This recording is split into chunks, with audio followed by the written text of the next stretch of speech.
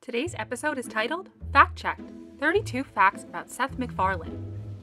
The world of animated TV comedy would not look the same if not for Seth MacFarlane. He pioneered the raunchy comedy, handcrafted a new animated style, and revolutionized the butt joke. Peter Griffin is one of the heads on the Mount Rushmore of adult animation between the head of Homer Simpson and Eric Cartman. The fact of the matter is, we would not have Big Mouth, Rick and Morty, or Bojack Horseman if it were not for Seth MacFarlane. However, MacFarlane has also ventured into live action in both TV and film. So today we honor the man, the myth, the legend, with 32 facts about Seth MacFarlane. Number 1. His genetic roots can be traced back to the Mayflower. MacFarlane is a direct descendant of William Brewster, one of the passengers on the ship that landed on Plymouth Rock 4 centuries ago. Number 2. He's as white as they come. MacFarlane has ancestry from England, Ireland, and Scotland. Number 3. He loved drawing as a kid. He began at the tender age of 5 when he started to recreate his favorite cartoon characters on paper. At the age of 9, he advanced to creating flipbooks. The flipbooks were so good that they got published in the local paper. Unfortunately, the cartoons gained a notoriety at his local church and angered the priest.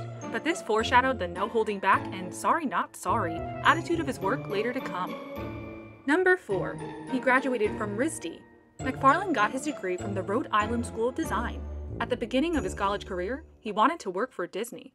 I suppose he figured the House of Mouse wouldn't allow for too many, shall we say, phallic jokes, because MacFarlane later abandoned his plan to have a rodent with uncharacteristically round ears as a boss.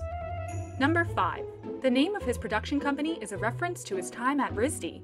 His apartment at the school had an entrance with a door that was covered in fur, and thus, he named his production company Fuzzy Door. Number 6. His senior thesis was Life of Larry.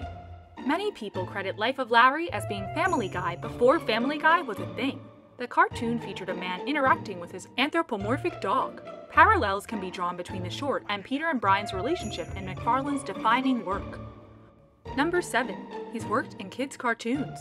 Long before the men of the Griffin household all drank Ipecac for pukes and giggles, MacFarlane was an animator at Hanna-Barbera.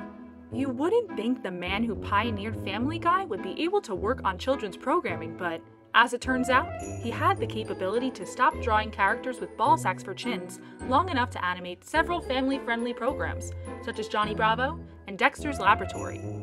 Number 8. His sister is a voice actress. Rachel MacFarlane snuck her way into the hearts of every 2000s kid when she played number 362, as well as various other characters in codename Kids Next Door. If you're a fan of Seth MacFarlane's various animated shows, you're probably a fan of Rachel without even realizing it. She made guest appearances on Family Guy, and she also plays everyone's favorite goth hipster Haley Smith on American Dad. Number 9. A donkey in spirit. That is an especially strange way of stating the fact that MacFarlane has been a Democrat his whole adult life. His shows often slam Republican beliefs and politicians on his shows. This is ironic because a good amount of his shows are on Fox, a Republican-leaning channel. Number 10. Controversial casting. Oh, that's got all my stink of the day in it. MacFarlane cast the brother of a friend at RISD named Mike Henry to play Cleveland Brown on Family Guy, and later The Cleveland Show. Unfortunately, Cleveland is black, and Mike looks like the type of person who burns just by looking at a picture of the sun. Number 11. Sci-fi nerd. Perhaps MacFarlane's magnum opus was Family Guy's 3-part parody of the original Star Wars trilogy. His favorite Star Wars movie is, of course, Empire Strikes Back. He's also a Trekkie with his favorite Star Trek series being Next Generation. Number 12. George Lucas approves.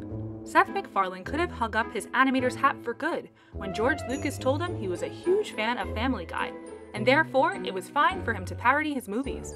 Is there anything else he had to accomplish professionally once Lucas gave him the thumbs up? Number 13. Turkanian blood. Did he say when? MacFarlane's distant cousin is Denise Crosby, who played Chief of Security aboard Starship USS Enterprise D Tasha Yar. Number 14. Dodge 9/11. MacFarlane was supposed to be on one of the planes that crashed into the Twin Towers on 9/11. Fortunately, his travel agent gave him the wrong departure time. Number 15. Voices everyone. You're there. You're there!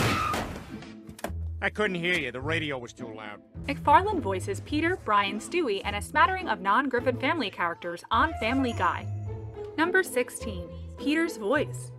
MacFarlane had to be truly inspired to channel his internal fat man. Fortunately, he was able to draw inspiration from a loudmouth security guard on RISD's campus. Number 17. Meg Griffin Changes. Not only has Meg Griffin gone through multiple different voice actors, including Lacey Chabert and Mila Kunis, but she was also originally not detested by her family. In the first batch of episodes, Meg was just a normal teenage girl, but the Griffin family must have mutually decided that all teenagers suck, and since then, ripping on Megan has been a staple of the show. Number 18. Admits to sexism. MacFarlane admitted that the Griffin family's constant abuse of their only female child is a result of a writer's room populated by male writers. I'll give them a sexism pass because it's so funny to watch the family constantly abuse Meg, but maybe in the future, hire some female writers, Seth. Number 19. Meg's legal name. Most people assume that Meg has to be short for Megan.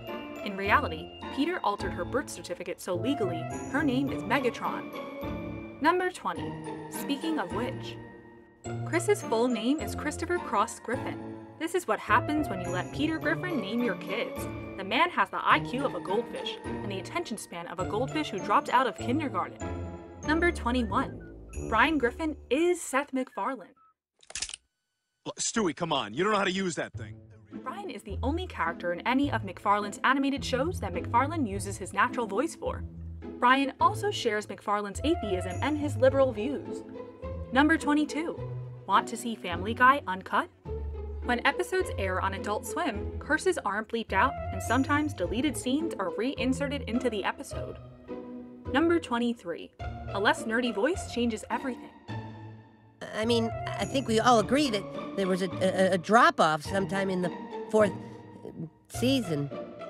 The character Steve in American Dad was originally more geeky and nerdy when voiced by Ricky Blitt, but when Steve's voice actor changed to Scott Grimes, the character design changed to a comedy and actor with a less stereotypically nerdy voice. Grimes would later go on to star alongside MacFarlane in The Orville. Number 24. MacFarlane's sci-fi fantasies come true.